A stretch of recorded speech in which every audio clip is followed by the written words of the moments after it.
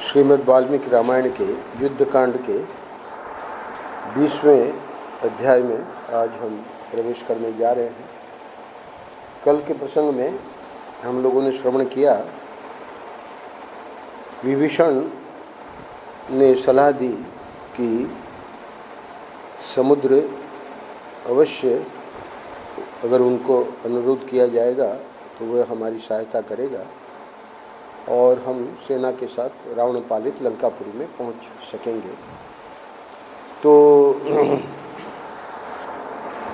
लक्ष्मण और सुग्रीव की सम्मति लेकर जब उन दोनों ने भी ऐसा ही कहा तो रामचंद्र जी उस समय समुद्र के तट पर कुश बिछाकर उसके ऊपर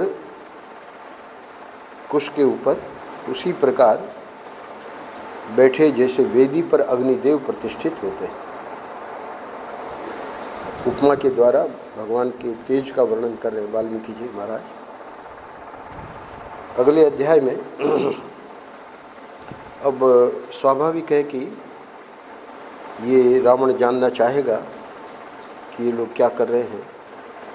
तो इसी बीच में दुरात्मा राक्षस राज रावण के गुप्तचर पराक्रमी राक्षस शार्दूल ने वहां आकर सागर तट पर छावनी डाले पड़ी हुई सुग्रीव द्वारा सुरक्षित वानरी सेना को देखा। वे सब आकाश मार्ग से ही जाते थे राक्षस लोग। सब और शांत भाव से स्थित हुई उस विशाल सेना को देखकर वह राक्षस लौट गया। पूरा देख लिया कितनी बड़ी, कितने कहाँ तक फैली हुई है, कितना विस्तार है, और चला गया और जल्दी से लंकापुरी में जाकर राजा रावण से यूँ बोला, हे महाराज, लंका की ओर वानरों और भालुओं का एक प्रवाह सा बढ़ा चला आ रहा है। वह दूसरे समुद्र के समान अगाध और असीम है। एक तो समुद्र है ही है, पर ये पूरी सेना जो है वो भी जैसे समुद्र है। राजा दशरथ के ये पुत्र दोनों भाई श्री राम और लक्ष्मण बड़े ही रूपवान और श्रेष्ठ वीर हैं। वे सीता का उद्धार करने के लिए आ रहे हैं। हे महाराज, ये दोनों रघुवंशी बंधु भी इस समय समुद्र तट पर ही आकर ठहरे हुए हैं। वानरों की वह सेना सब ओर से 10 योजन तक के खाली स्थान को घेर कर वहाँ ठहरी हुई है। लंबाई चौड़ाई 10 योजन में ये पूरी की पूरी सेना है। यह बिल्कुल ठीक बात है। आप शीघ्र ही इस विषय में विशेष जानकारी प्राप्त करें। हे राक्षस सम्राट, आपके दूत शीघ्र सारी बातों का पता लगा लेने के योग्य हैं, अतः उन्हें भेजें। दूत क्या करेंगे? वो तो सेना के अंदर जाएंगे, ये तो ऊपर से देख के आया है। तत्पश्चात जैसा उचित समझें वैसा करें। चाहे उन्हें सीता को लौटा दें और चाहे तो सुग्रीव से मीठी मीठी बातें करके उन्हें अपने पक्ष में मिला लें। और तीसरा उपाय क्या है? सुग्रीव और श्री राम में फूट डलवा दें, जो आपको उचित लगे। शार्दूल की बात सुनकर राक्षस राज रावण सहसा व्यग्र हो उठा। 10 योजन में जो सेना है, अपने कर्तव्य का निश्चय करके अर्थवेत्ताओं में श्रेष्ठ शुक नामक राक्षस से यह उत्तम वचन बोला, हे दूत, तुम मेरे कहने से शीघ्र ही वानर राज सुग्रीव के पास जाओ और मधुर एवं उत्तम वाणी द्वारा निर्भीकता पूर्वक उनसे मेरा यह संदेश कहो। उद्योग पर्व में, महाभारत में भी दूतों के द्वारा काफ़ी कुछ आदान प्रदान, यानी युद्ध के पूर्व अगर विराम हो जाए, अभी चीन का भी जो चल रहा है तो प्रयास चल रहा है कि शांति से निपटारा हो जाए, तो अब ये दूत भेजकर सुग्रीव को संदेश दिलवा रहा है क्या कह रहा है? उनको कहो कि हे वानर राज, आप वानरों के महाराज के कुल में उत्पन्न हुए हैं, आदरणीय ऋक्ष रजा के पुत्र हैं और स्वयं भी बड़े बलवान हैं। मैं आपको अपने भाई के समान समझता हूँ। यदि मुझसे आपका कोई लाभ नहीं हुआ है तो मेरे द्वारा आपको कोई हानि भी तो नहीं हुई है। इसलिए यदि मैं बुद्धिमान राजपुत्र राम की स्त्री को हर लाया हूँ तो इसमें आपकी क्या हानि है? अतः आप किष्किंधा को लौट जाइए। हमारी इस लंका में वानर लोग किसी तरह भी नहीं पहुंच सकते। यहाँ देवताओं और गंधर्वों का भी प्रवेश होना असंभव है, फिर मनुष्यों और वानरों की तो बात ही क्या। राक्षस राज रावण के इस प्रकार संदेश देने पर उस समय निशाचर शुक तोता नामक पक्षी का रूप धारण करके तुरंत आकाश में उड़ चला। नाम भी शुक था और ये तो अपना रूप बदल ही लेते हैं, तो तोते के रूप में गया।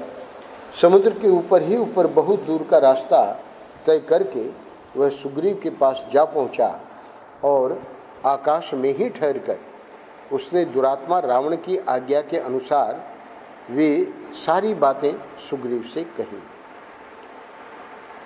वैसे तोता आसमान में नहीं ठहर सकता, पर ये तो राक्षस था, तो आकाश में ठहर कर ही सुग्रीव को संदेश सुनाया। जिस समय वह संदेश सुना रहा था उसी समय वानर लोग भी उछल के जहाँ वो ठहरा हुआ था उसको पकड़ ही सकते हैं, तो उसी समय वानर उछलकर तुरंत उसके पास जा पहुँचे। वे चाहते थे कि हम शीघ्र ही इसकी पाँखें नोच लें और इसे घूसों से ही मार डालें। इस निश्चय के साथ सारे वानरों ने उस निशाचर को बलपूर्वक पकड़ लिया। अब चूंकि रावण ने सुग्रीव के लिए ये दूत भेजा था, तो अब इनका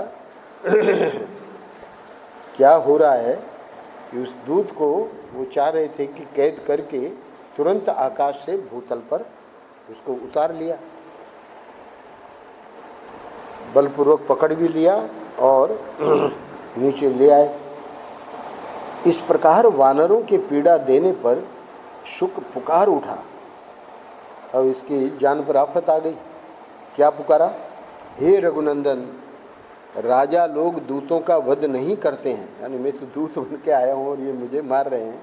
अतः आप इन वानरों को भली भांति रोकिए। जो स्वामी के अभिप्राय को छोड़कर अपना मत प्रकट करने लगता है वह दूत बिना कही हुई बात कहने का अपराधी है। अतः वही वध के योग्य होता है, अर्थात मैं वध के योग्य नहीं हूँ। मैं तो वो जो रावण की बात है वही बता रहा हूँ। शुक के वचन और विलाप को सुनकर भगवान श्री राम ने उसे पीटने वाले प्रमुख वानरों को पुकार कर कहा। भगवान कहते हैं इसे मत मारो। उस समय तक शुक के पंखों का भार कुछ हल्का हो गया था, क्योंकि वानरों ने उन्हें नोच डाला था। फिर उनके अभय देने पर, भगवान ने जब अभय दे दिया, शुक आकाश में खड़ा हो गया और पुनः बोला। देखिए, कल हमने जो श्लोक किया, यहाँ पर जैसे ही भगवान को उसने याद किया तुरंत उसको अभय दान दे दिया और अब वो आकाश में चला गया। अब कह रहा है, क्या कह रहा है? महान बल और पराक्रम से युक्त हे शक्तिशाली सुग्रीव, समस्त लोगों को रुलाने वाले रावण को मुझे आपकी ओर से क्या उत्तर देना चाहिए? चलो, हमारी तो रक्षा कर दी भगवान ने, है ना, पर अब हमको चूंकि दूध बन के आए हैं तो पूछेगा। तो सुग्रीव ने क्या कहा ये जानकर वो लौटना चाह रहा है। सुख के इस प्रकार पूछने पर उस समय कपि शिरोमणि महाबली उदार चेता वानर राज सुग्रीव ने उस निशाचर के दूत से, रावण के दूत से यह स्पष्ट एवं निश्चल बात कही। कोई उसमें छल नहीं। क्या?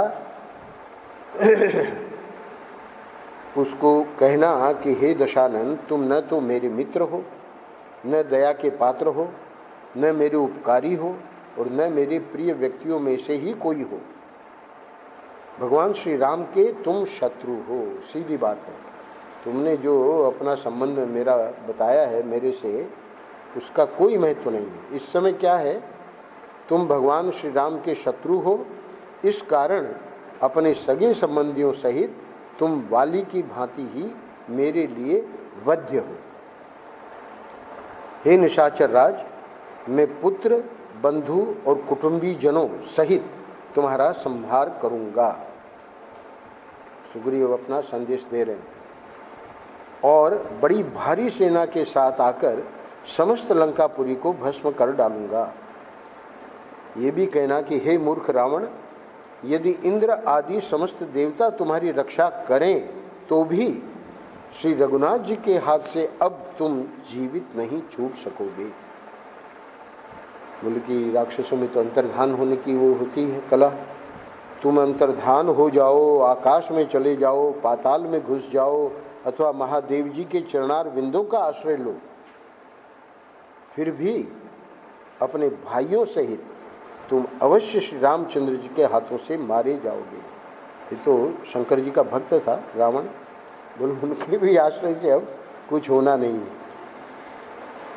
तीनों लोकों में मुझे कोई भी पिशाच, राक्षस, गंधर्व या असुर ऐसा नहीं दिखाई देता जो तुम्हारी रक्षा कर सके। एक बात और कहता है सुग्रीव, चिरकाल के बूढ़े गृध्रराज जटायु को तुमने क्यों मारा? यदि तुम में बड़ा बल था तो श्री राम और लक्ष्मण के पास से तुमने विशाल लोचना सीता का अपहरण क्यों नहीं किया? अरे भाई, जब वो नहीं थे तो उसको अकेली देखकर तुम सीता जी को ले जाकर अपने सिर पर आई हुई विपत्ति को क्यों नहीं समझ रहे हो? यानी अब मेरे को अपनी ओर करना चाह रहे हो तो ये तुम्हारी मूर्खता है। रघुकुल तिलक श्री राम महाबली, महात्मा और देवताओं के लिए भी दुर्जय हैं, किंतु तुम उन्हें अभी तक समझ नहीं सके।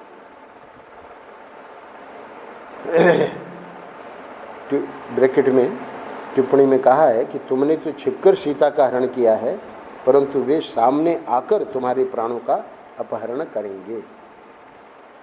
तत्पश्चात वानर शिरोमणि वाली कुमार अंगद ने कहा,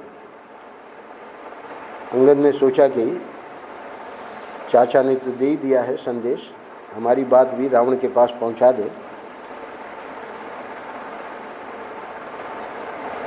वो क्या कहता है अंगद? संदेश नहीं देता है, सुग्रीव को कहता है कि हे महाराज, मुझे तो ये दूत नहीं कोई गुप्तचर प्रतीत होता है। इसने यहाँ खड़े खड़े आपकी सारी सेना का माप तौल कर लिया है। शार्दुल को कम समय लगा था, पर वो अंगद देख रहे थे कि ये कर क्या रहा है, संदेश सुन रहा है कि और भी कुछ काम कर रहा है। तो संदेश तो सुन ही रहा होगा, और उसके साथ ही साथ ये जो शुक था उसने अंगद का ध्यान गया कि पूरी सेना का माप तोल कि कितने लोग हैं, क्या क्या है, कहाँ कहाँ है, पूरा अंदाज़ा लगा लिया है। तो अब क्या करें? सुग्रीव को कहते हैं अंगद, अतः इसे पकड़ लिया जाए, लंका को न जाने पाए, मुझे यही ठीक जान पड़ता है। अब हालांकि भगवान ने उसको बचा दिया था जब उसको मार पड़ रही थी, पर अब ये बात जब पता लगी तो स्वाभाविक है, तो सब वानर हैं, तो फिर तो राजा सुग्रीव के आदेश से वानरों ने उछलकर उसे पकड़ लिया और बांध दिया। वह बेचारा अनाथ की भांति विलाप करता रहा। यानी वो जो देख रहा था गुप्तचर की जैसे, उसको भारी पड़ा। उन प्रचंड वानरों से पीड़ित हो शुक ने दशरथ नंदन महात्मा श्री राम को बड़े जोर से पुकारा और क्या कहा, हे प्रभु, बलपूर्वक मेरी पाँखें नोची और आंखें फोड़ी जा रही हैं। यदि आज मैंने प्राणों का त्याग किया तो जिस रात में मेरा जन्म हुआ था और जिस रात को मैं मरूंगा, जन्म और मरण के इस मध्यवर्ती काल में मैंने जो भी पाप किया है वह सब आपको ही लगेगा। वो महर्षि कंडू ने जो बात कही थी, क्योंकि ये भगवान की शरण में आ गया है, उसके बाद भी इसकी दुर्दशा हो रही है, तो ये भी जान रहा है कि अगर कुछ भी उसको हुआ तो भगवान को ही उसको पाप लगेगा। तो उस समय उसका वह विलाप सुनकर श्री राम ने उसका वध नहीं होने दिया। क्या किया भगवान ने? उन्होंने वानरों से कहा, छोड़ दो, यह दूत होकर ही आया था, ये गुप्तचर होकर नहीं आया है। अंगद ने अपनी तीक्ष्ण बुद्धि से भले जो भी कुछ समझा हो, तो भगवान जब रक्षा करते हैं तो उनके लिए तो अजामिल अपने पुत्र का नाम लेता है और विष्णु दूत आ जाते हैं, तो उनको भगवान जो हैं वो तो भगवान ही हैं। अब ये अगले अध्याय में 21वें अध्याय में इधर क्या हो रहा था, ये तो रावण का दूत आया, इधर भगवान जो हैं। तदनंतर श्री रघुनाथ जी समुद्र के तट पर कुशा बिछा महासागर के समक्ष हाथ जोड़ पूर्वाभिमुख हो वहाँ लेट गए। उस समय शत्रुसूदन श्री राम ने सर्प के शरीर की भांति कोमल और वनवास के पहले सोने के बने हुए सुंदर आभूषणों से सदा विभूषित रहने वाली अपनी एक दाहिनी बाह को तकिया बना रखा था। सोते हुए भगवान का वर्णन कर रहे हैं वाल्मीकि जी कि तकिया अपनी दाहिनी बाह को ही बनाए हुए थे। अयोध्या में रहते समय मातृकोटि की अनेक उत्तम नारियां यानी कि धाएं मणि और सुवर्ण के बने हुए केयूरों तथा मोती के श्रेष्ठ आभूषणों से विभूषित अपने कर कमलों द्वारा नहलाने धुलाने आदि के समय अनेक बार श्री राम के उस बाह को सहलाती और दबाती थी। पहले चंदन और अगरू से उस बाह की सेवा होती थी। प्रातःकाल के सूर्य किसी कांति वाले लाल चंदन उसकी शोभा बढ़ाते थे। सीता हरण से पहले शयन काल में सीता का सिर उस बाह की शोभा बढ़ाता था और श्वेत शैया पर स्थित एवं लाल चंदन से चर्चित हुई वह बाह गंगा जल में निवास करने वाले तक्षक के शरीर की भांति सुशोभित होती थी। ये तक्षक की उपमा क्यों दी गई है? तक्षक का नाक का रंग जो है वो लाल माना गया है। युद्ध स्थल में जुए के समान वह विशाल भुजा शत्रुओं का शोक बढ़ाने वाली और सुहृदों को दीर्घ काल तक आनंदित करने वाली थी। समुद्र पर्यंत अखंड भूमंडल की रक्षा का भार उनकी उसी भुजा पर प्रतिष्ठित था। दाहिनी बाह का कुछ श्लोकों में वाल्मीकि जी भावपूर्ण वर्णन कर रहे हैं कि भगवान की बाह का बल देखिए, बाहु का बाईं ओर से बारंबार बाण चलाने, ये तो दाहिनी बाह की बात हो गई। अब बाईं ओर की भुजा का वर्णन कर रहे हैं अगले 7, 8 और 9 3 श्लोकों में एक साथ अन्वय कर दिया है। बाईं ओर को बारंबार बाण चलाने के कारण प्रत्यंचा के आघात से जिसकी त्वचा पर रगड़ पड़ गई थी, जो विशाल परिघ के समान सुदृढ़ एवं बलिष्ठ थी तथा जिसके द्वारा उन्होंने सहस्रों गौओं का दान किया था। तो विधान होगा धर्मशास्त्र में बाएं हाथ से गौ का दान किया जाता है। उस विशाल दाहिनी भुजा का तकिया लगाकर, नहीं दाहिनी ओर से ही किया जाता है क्योंकि अगले वाक्य में वापस दाहिनी भुजा पे आ गए हैं। उस विशाल दाहिनी भुजा का तकिया लगाकर उदारता आदि गुणों से युक्त महाबाहु श्री राम क्या कह रहे हैं?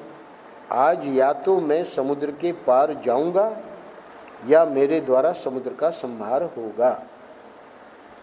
ऐसा निश्चय करके मौन होकर मन, वाणी और शरीर को संयम में रखकर महासागर को अनुकूल करने के उद्देश्य से विधि पूर्वक धरना देते हुए उस कुशासन पर सो गए।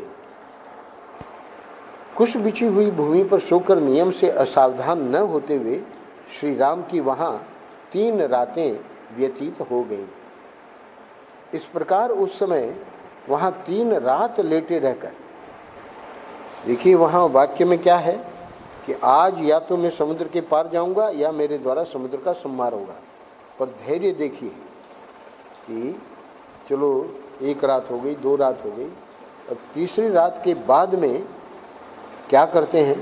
नीति के ज्ञाता धर्मवत्सल श्री रामचंद्र जी सरिताओं के स्वामी समुद्र की उपासना करते रहे, परंतु नियम पूर्वक रहते हुए श्री राम के द्वारा यथोचित पूजा और सत्कार पाकर भी उस मंदमती महासागर ने उन्हें अपने आधि दैविक रूप का दर्शन नहीं कराया, वह उनके समक्ष प्रकट नहीं हुआ। बस इतना ही कह सकते हैं कि भगवान जब कुछ कर रहे हैं तो वो सामने वाला अगर नहीं समझ रहा है तो वो मंदमती है। तब अरुण नेत्र प्रांत वाले भगवान श्री राम समुद्र पर कुपित हो उठे और पास ही खड़े हुए शुभ लक्षण युक्त लक्ष्मण से इस प्रकार बोले। क्या बोले? समुद्र को अपने ऊपर बड़ा अहंकार है जिससे वह स्वयं मेरे सामने प्रकट नहीं हो रहा है। शांति, क्षमा, सरलता और मधुर भाषण, ये जो सत्पुरुषों के गुण हैं, ध्यान से सुनिएगा, बहुत महत्वपूर्ण बात बता रहे हैं भगवान। शांति, क्षमा, सरलता और मधुर भाषण, ये जो सत्पुरुषों के गुण हैं, इनका गुणहीनों के प्रति प्रयोग करने पर यही परिणाम होता है कि वे उस गुणवान पुरुष को भी असमर्थ समझ लेते हैं। प्रभु जी महाराज ने कहा है कि महात्मा लोग, ये लोग तो शांति, क्षमा, सरलता, मधुर भाषण हो तो इनका स्वभाव है, पर जब कोई ऐसी घटना घटित होती है जहाँ वो अपने स्वभाव से उसमें कोई प्रतिक्रिया नहीं करते, अपने को हटा लेते हैं, तो लोग यही समझते हैं कि इनमें कोई दम तो है नहीं, ये तो असमर्थ हैं। वही बात यहाँ भगवान कह रहे हैं कि ये जो गुणहीन लोग हैं, जो समझ ही नहीं पाते महापुरुष को, तो उन पर ये अगर प्रयोग किया जाए शांति आदि का, तो क्या परिणाम होता है कि वे उस गुणवान पुरुष को भी असमर्थ समझ लेते हैं। अरे दम होता तो जवाब देता है, ये क्या महात्मा है चुपचाप बैठा है। नहीं, वो गुणहीन व्यक्ति महात्मा के बारे में ऐसा आक्षेप करता है। ये बहुत महत्वपूर्ण श्लोक है यहाँ। क्यों? 3 रात समुद्र के प्रति भगवान के द्वारा पूजा आदि और सत्कार पाकर भी वो मंदमती महासागर आधिदैविक रूप का दर्शन नहीं कराया।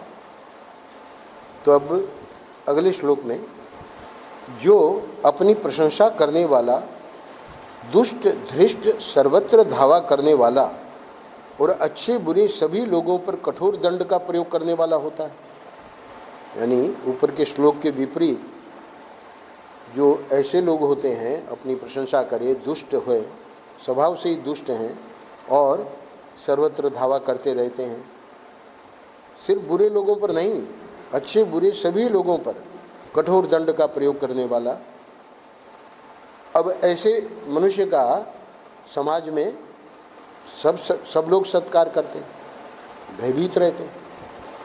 लक्ष्मण, हे लक्ष्मण, शांति के द्वारा इस लोक में न तो कीर्ति प्राप्त की जा सकती है, न यश का प्रसार हो सकता है, और न संग्राम में विजय ही पाई जा सकती है। अब शांति में कहाँ संग्राम करेगा? शांति वाला तो अपना हट लेगा वहाँ से।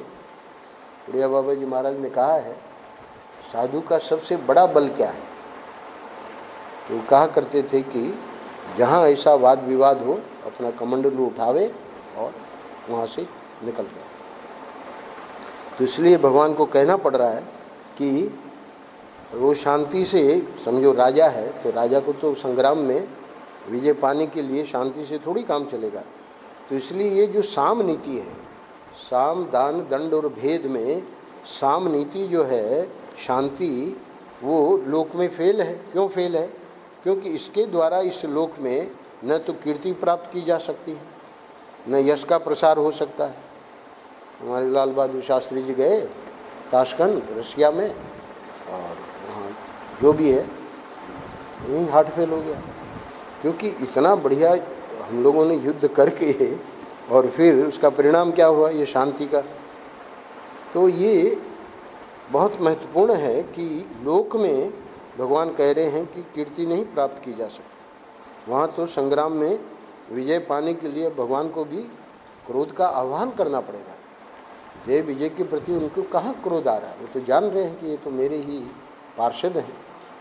तो रामचरितमानस में गोस्वामी तुलसीदास जी ने लिखा है कि युद्ध में भगवान को क्रोध का आह्वान करना पड़ता है।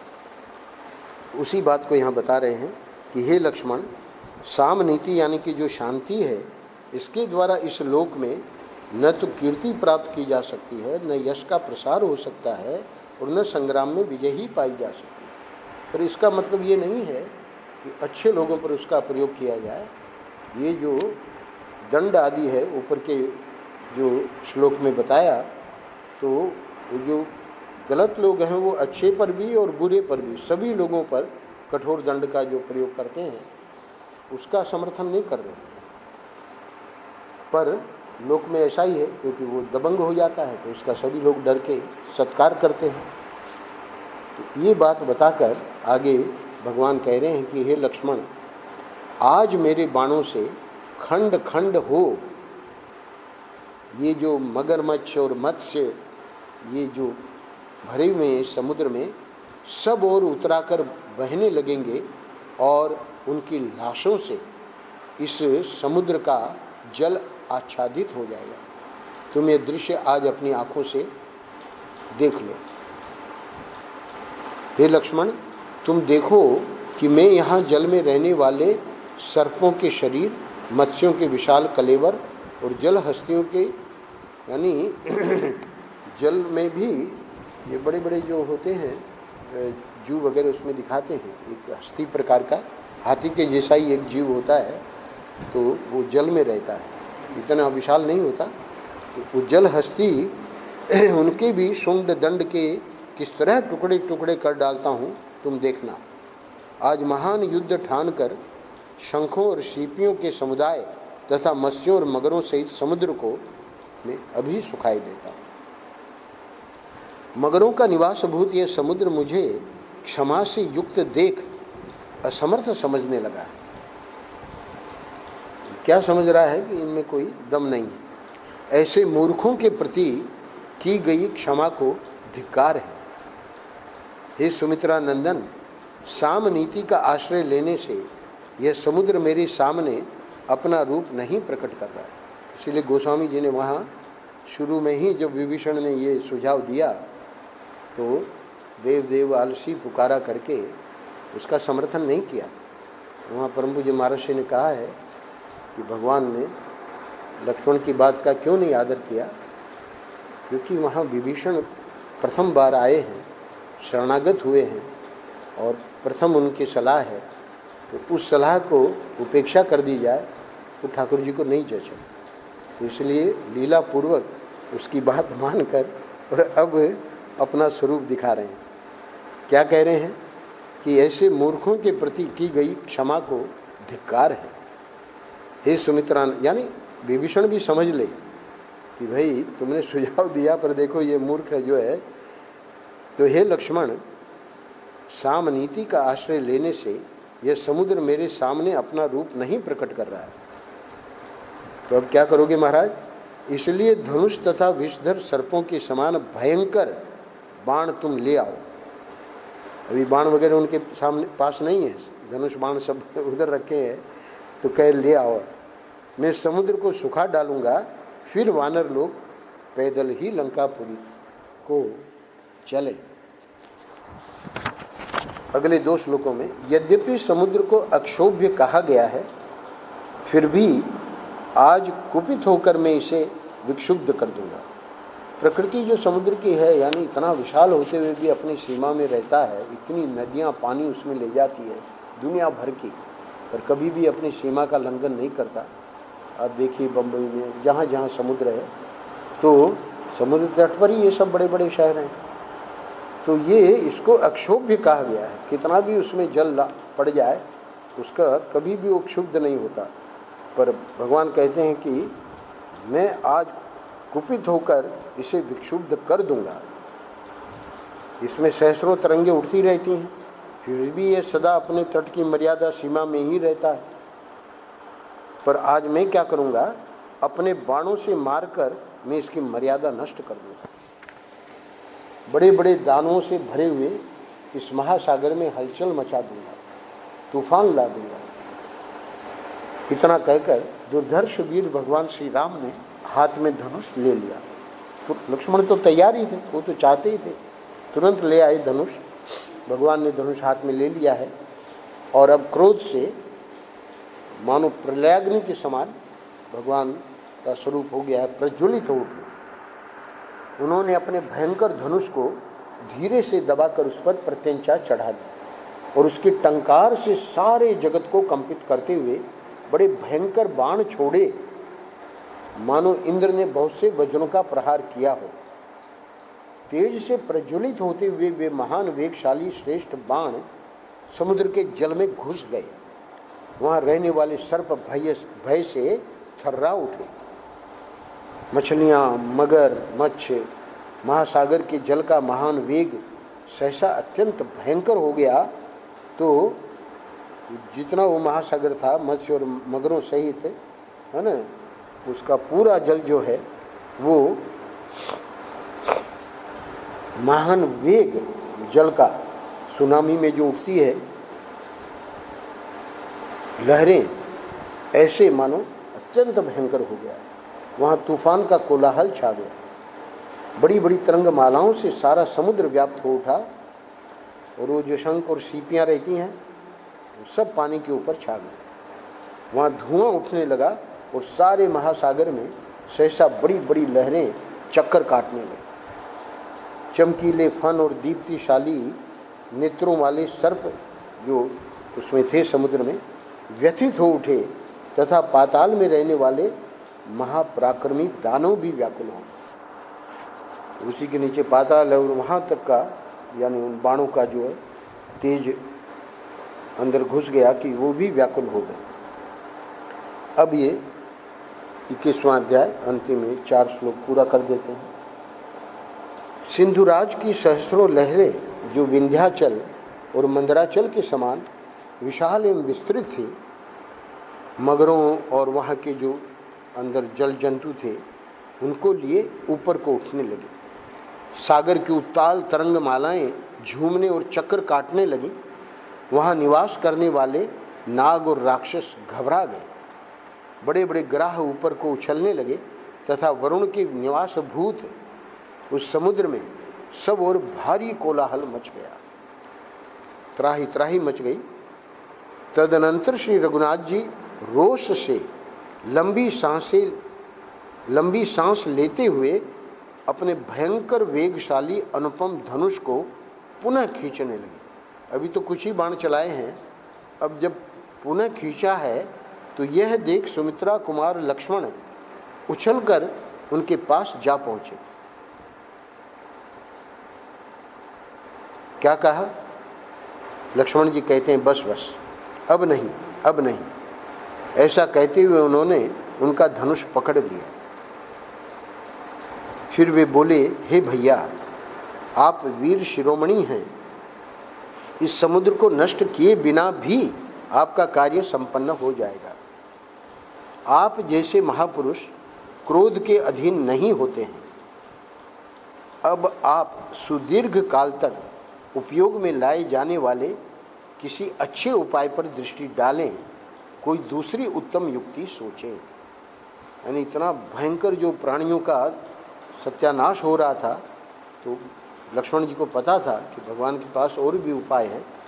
तो इसलिए अंतिम श्लोक में इसी समय अंतरिक्ष में अव्यक्त रूप से स्थित महर्षियों और देवर्षियों ने भी, हाय ये तो बड़े कष्ट की बात है, ऐसा कहते हुए, यानी यहाँ अब नहीं लक्ष्मण कह रहे हैं, और अंतरिक्ष में जो देवर्षि और महर्षि हैं वो भी रोक रहे हैं कि अब नहीं कहकर बड़े जोर से कोलाहल किया। अब ये जब होता है तो आगे क्या घटना घटित होती है इसको हम लोग कल देखेंगे। नारायण नारायण नारायण नारायण। श्री राम।